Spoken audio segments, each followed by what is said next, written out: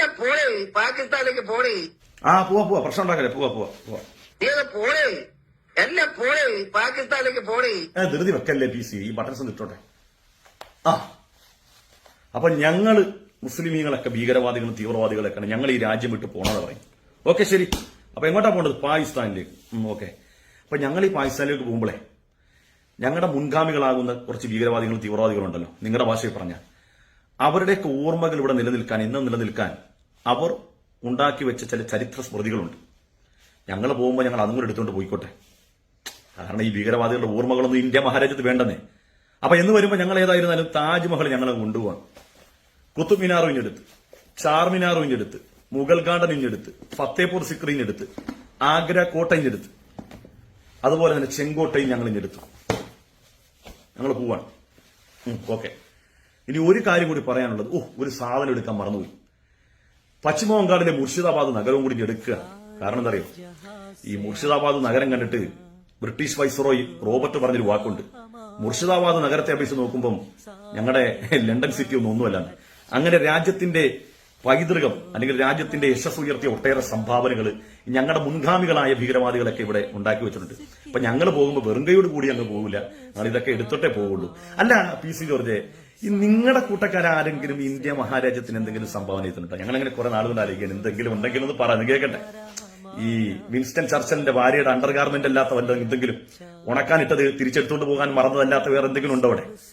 തലയെക്കെട്ടിരിക്കുന്ന ഉടച്ചോനെ, നീ എനിക്ക് ചോദിക്കാം, അങ്ങനെ അല്ലാത്ത എന്തെങ്കിലും ഉണ്ടോ? ഉണ്ടെങ്കിൽ അത് പറയണേ. നിങ്ങൾ എന്താണ് ഈ രാജ്യത്തിന് വേണ്ടി സംഭാവന ചെയ്തത്?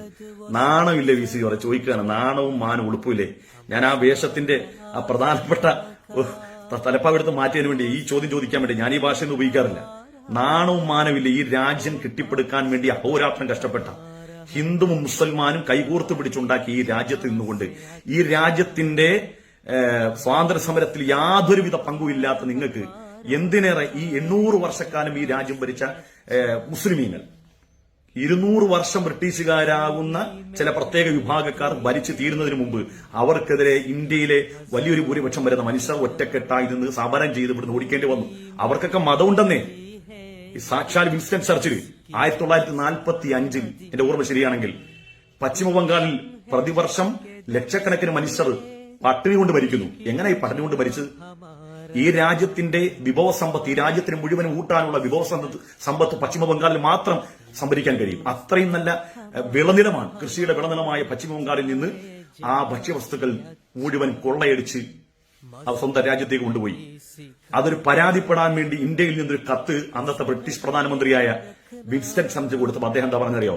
അവരൊക്കെ പോയി ചാകട്ടെ, കാട്ട് മുയലുകൾ പെറ്റുപെരുകുന്ന പോലെ പെറ്റുപെരുകുന്ന വെറും മൃഗങ്ങളാണ് ഇന്ത്യക്കാരി എന്ന് പറഞ്ഞത് ചരിത്രത്താളിൽ ഞാൻ കാണിച്ചു തരാൻ കഴിയും. അങ്ങനെ ഇന്ത്യ രാജ്യത്തിന് വേണ്ടി ഒരു മണ്ണാങ്കട്ടയും ചെയ്യാത്ത നിങ്ങളാണോ ഞങ്ങളോട് ഈ രാജ്യം വിട്ടു പോകാൻ പറയുന്നത്? ഞങ്ങൾ ഈ രാജ്യത്ത് നിന്ന് പോകണമെങ്കിലേ ഈ രാജ്യത്ത് ഞങ്ങളുടെ മുൻഗാമികൾ ഉണ്ടാക്കിയ പൈതൃകങ്ങൾ മുഴുവനും ഞങ്ങൾ അതും കഷ്ടത്ത് വെച്ചോട്ടേ പോവുള്ളൂ. പറഞ്ഞ മനസ്സിലായ? നിങ്ങൾക്ക് എടുക്കാൻ വിൻസ്റ്റൺ ചർച്ചിലെ പെണ്ണുമ്പോഴുടെ അണ്ടർ ഗാർമെന്റ് അല്ലാത്ത ഒരു സാധനം നിങ്ങളുടെ കയ്യിലുണ്ടാവില്ല. അതുകൊണ്ട് മര്യാദക്ക് വർത്തമാനം